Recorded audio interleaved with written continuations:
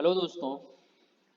आज से हम लोग विगत वर्षों में पूछे गए प्रश्नों का एक सीरीज स्टार्ट किया और ये सीरीज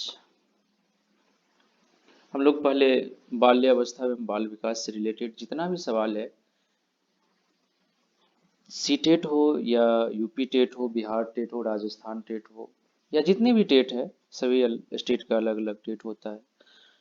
तो जितने भी टेट हो या सी टेट हो, जितने भी सवाल पूछा गया है अभी तक, तो उसका हम लोग विस्तृत अध्ययन करते हैं।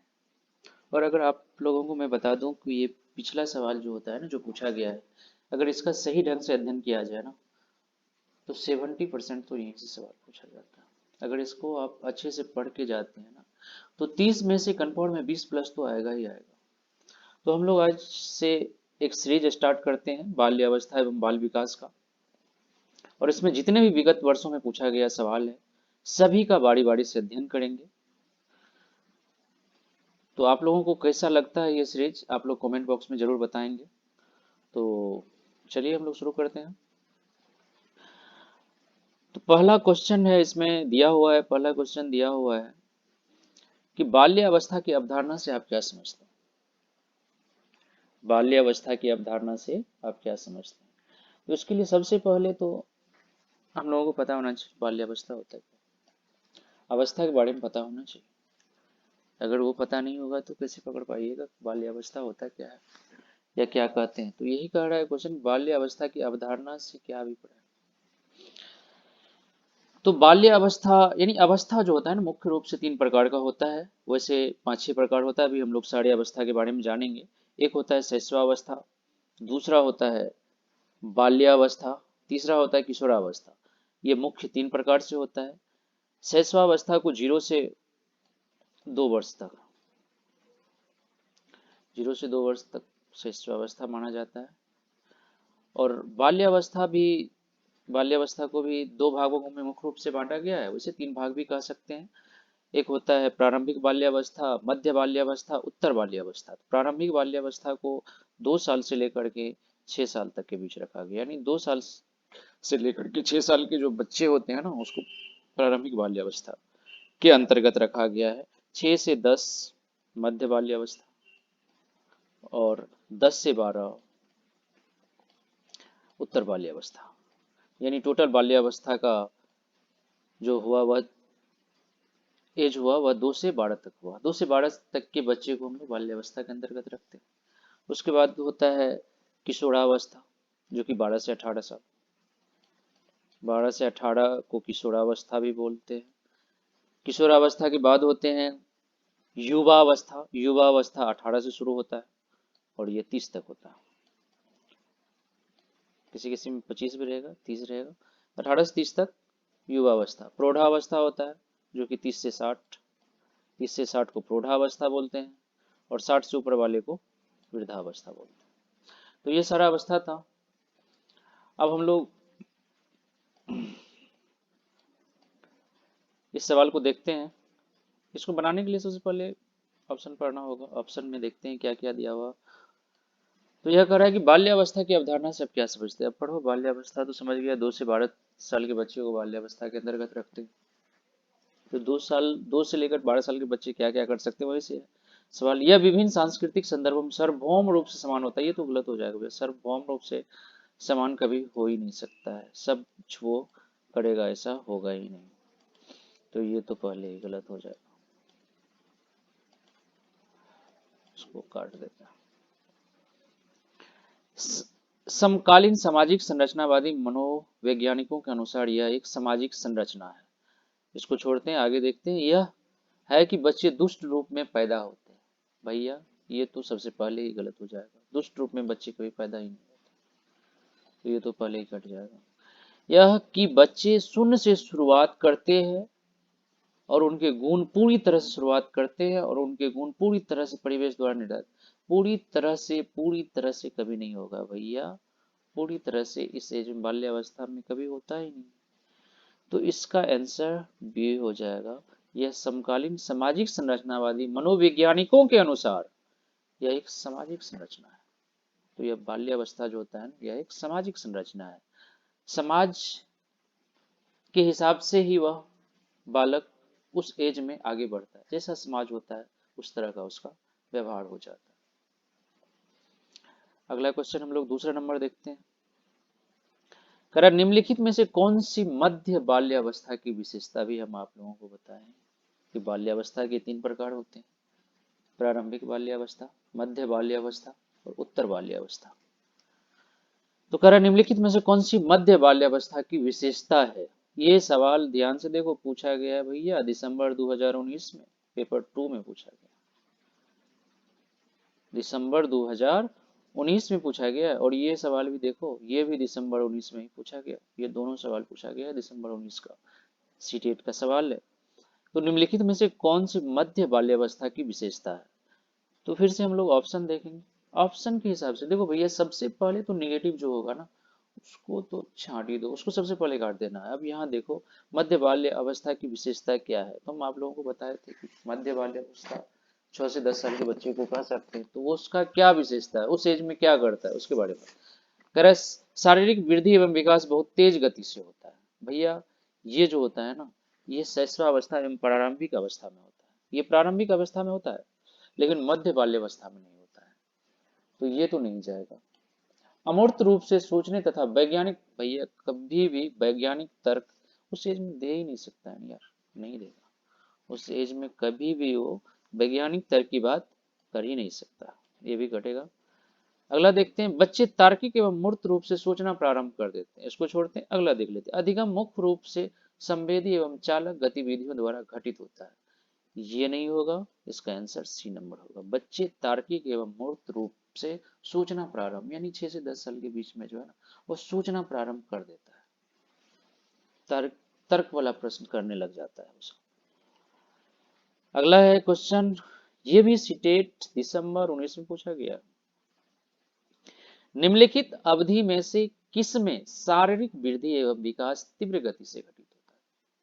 भैया यही सवाल था ना, यहाँ 1 नंबर में दिया है शारीरिक वृद्धि एवं विकास तेज गति से होता है, किसमें होता है, तो ये होता है शैशवावस्था एवं प्रारंभिक बाल्यावस्था में। इसको याद कर लो, शैशवावस्था एवं प्रारंभिक बाल्यावस्था में जो होता है शारीरिक वृद्धि एवं विकास बहुत तेजी से होता है, बहुत तीव्र गति से घटित होता है। तो शैशवावस्था हो गया, 0 से 2 साल के बच्चे को हम लोग शैशवावस्था के अंतर्गत रखते हैं, और 2 से 6 साल जो होता है वह प्रारंभिक बाल्यावस्था होता है।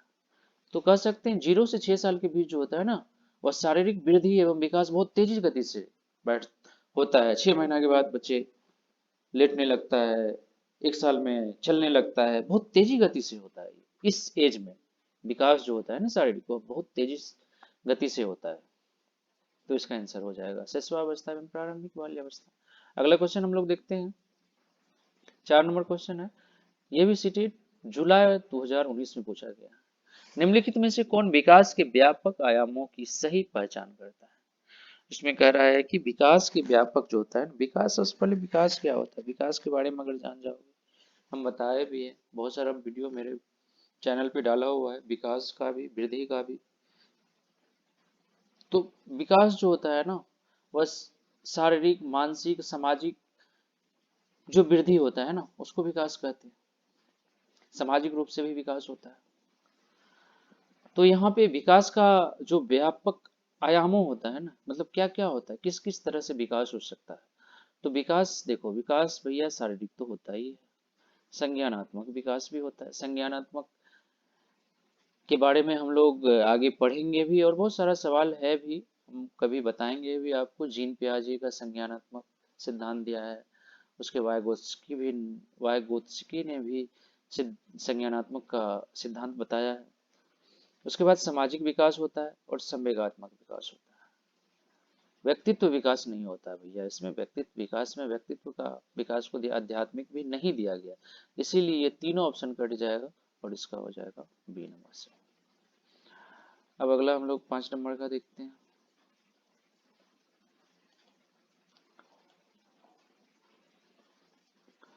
पांच नंबर का सवाल है,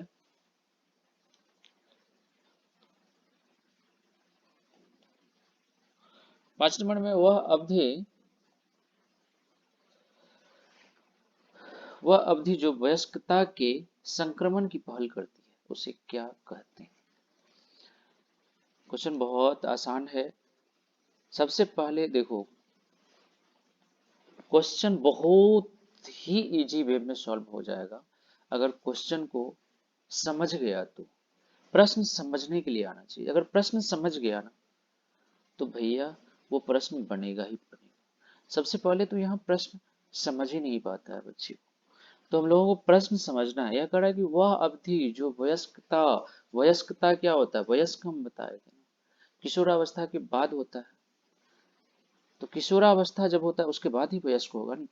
किशोरावस्था हो जाता है 12 से 18 साल के बीच को किशोरावस्था कहते हैं। 18 से लेकर के 30 जो होता है ना वह वयस्क होता है। तो यहाँ कह रहा है कि वयस्क अवस्था या युवावस्था कह सकते हैं उसको भी। यहाँ कहता है वह अवधि जो वयस्कता के संक्रमण की पहल करती है उसे क्या कहते हैं? तो भैया किशोरावस्था होगा। इसी के लास्ट स्टेज जो होता है ना 12 से 18 में, 18 के एज के, 17 के एज में ऐसा लगता है कि हम युवावस्था में आ गए हैं, वयस्क हो गए। तो इसका आंसर हो जाएगा किशोरावस्था। बाल्यावस्था की समाप्ति तो 12 साल में हो जाता है। वयस्कता वाला फीलिंग 12 साल में किसी को नहीं आता, 18 साल के बाद आने लगता है। अगला क्वेश्चन है कि निम्नलिखित कथनों में से कौन सा विकास एवं अधिगम के बीच संबंध को सही तरीके से सूचित करता है? ये क्वेश्चन भैया आपको पूछा गया है जुलाई में, जुलाई 19 में पूछा गया है। निम्नलिखित कथनों में से कौन सा विकास एवं अधिगम के बीच। अब सबसे पहले देखो विकास और अधिगम के बारे में जानना चाहिए। अधिगम का मतलब होता है लर्निंग, लर्निंग मतलब होता है सीखना, और विकास का मतलब तो समझ ही रहा हो, विकास होना चाहिए। तो अधिगम मतलब सीखना होता है। तो कह रहा है कि बीच संबंध क्या है? तो अधिगम विकास का ध्यान किए बिना घटित होता है। नहीं, ये तो गलत हो जाएगा। अधिगम की दर विकास की दर से काफी अधिक होती है, ये भी गलत होगा। विकास एवं अधिगम अंतर संबंधित और अंतर निर्भर होते हैं। तो इसका जो है ये सी नंबर होगा, ये भी गलत होगा। 4 नंबर, विकास एवं अधिगम संबंधित नहीं, संबंधित है। विकास और अधिगम संबंधित है। अधिगम कहते हैं कि जन्म से लेकर मरण तक हम कुछ ना कुछ सीखते रहते हैं। अधिगम का मतलब होता है सीखता, और सीखना कब शुरू होता है? जन्म से लेकर मरण तक। विकास में भी वही है, विकास जन्म से लेकर मृत्यु तक होता है। विकास में शारीरिक विकास भी होता है, मानसिक विकास भी होता है और सामाजिक विकास भी होता है। तो जबकि वृद्धि में सिर्फ शारीरिक वृद्धि होता है, चाहे वो वजन का हो या आकार का हो। जबकि विकास में शारीरिक, मानसिक और सामाजिक सभी विकास होते हैं, तब वह विकास कहलाते हैं। तो विकास भी जन्म से लेकर मरण तक होता है, और अधिगम भी जन्म से लेकर मतलब यानी सीखते रहते हैं। हम जब से जन्म लेते हैं तब से कुछ ना कुछ सीखते रहते हैं। तो इसीलिए विकास एवं अधिगम जो है वह अंतः संबंधित और अंतः निर्भर होते हैं, एक दूसरे से संबंधित भी है और एक दूसरे पर निर्भर भी है।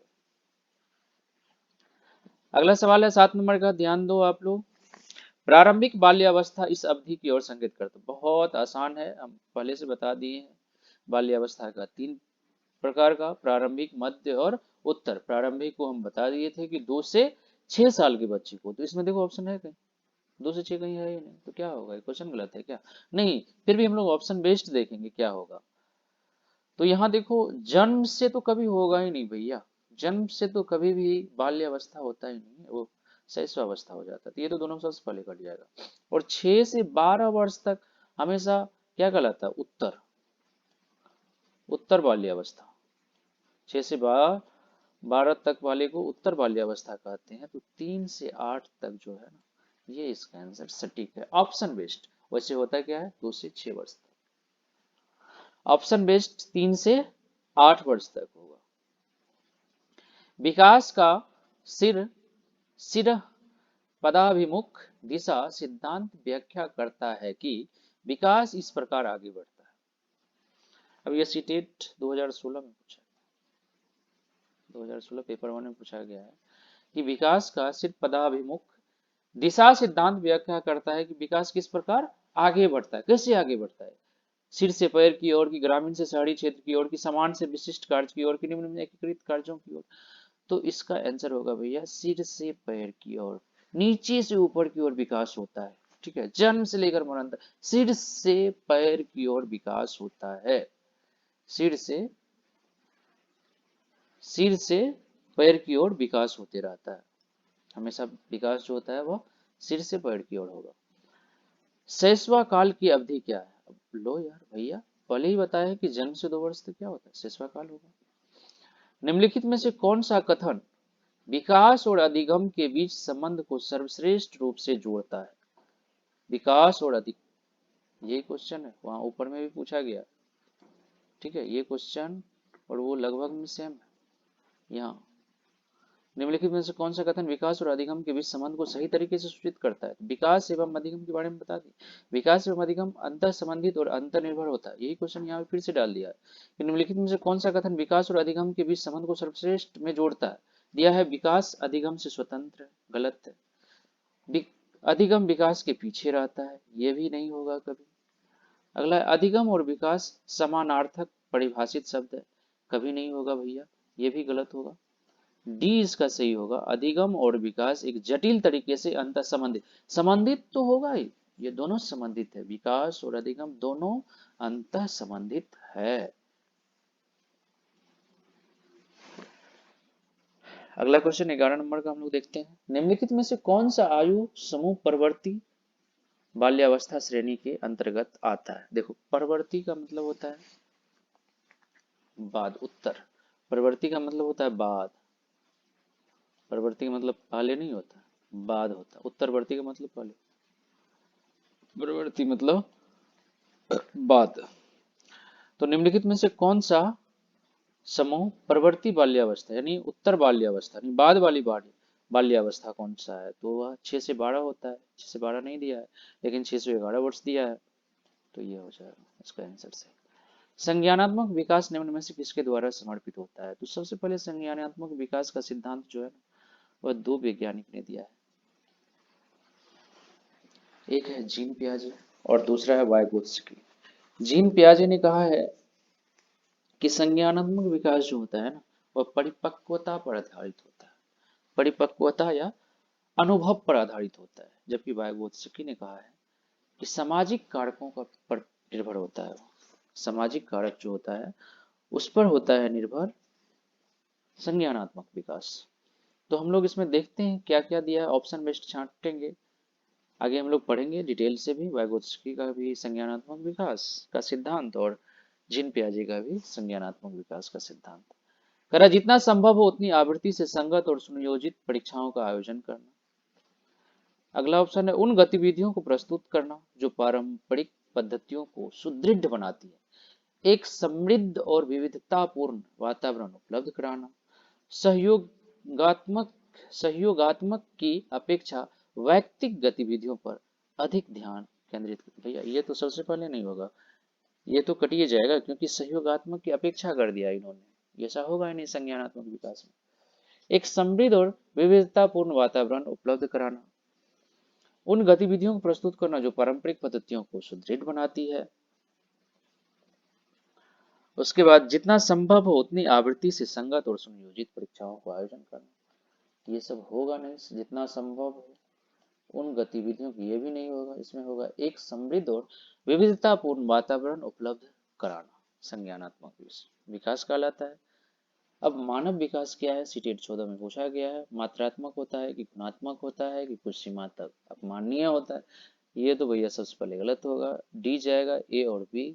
मानव विकास मात्रात्मक भी होता है और गुणात्मक भी होता है।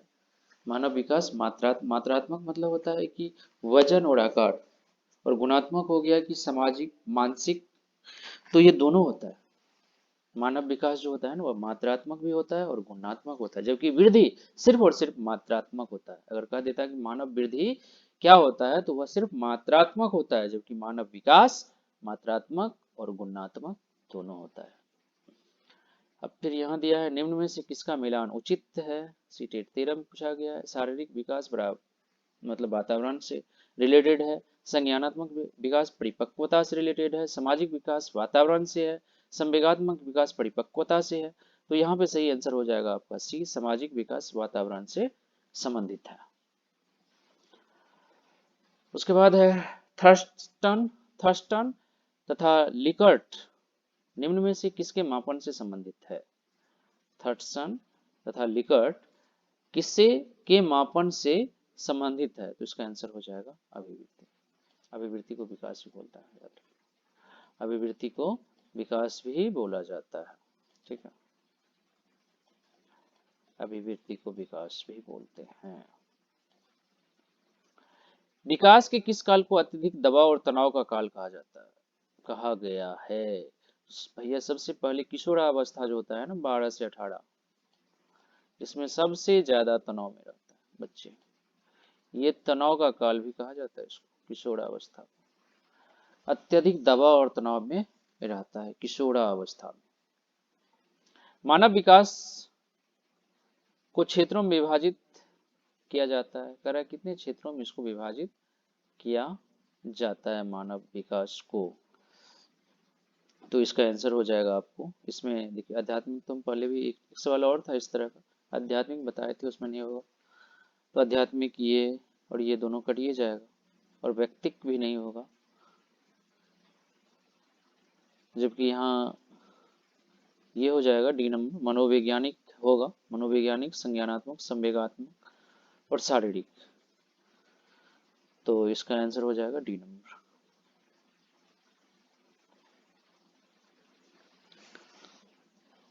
तो आज हम लोग इतना ही, कल इसका अगला सीरीज देखेंगे। अगर आप लोगों को समझ में आया है नहीं, कमेंट में आप लोग जरूर बताएंगे, ताकि हम लोग अगला सीरीज कल देख पाए इससे आगे। आज 17 तक हुआ है, कल 18 होगा। धन्यवाद।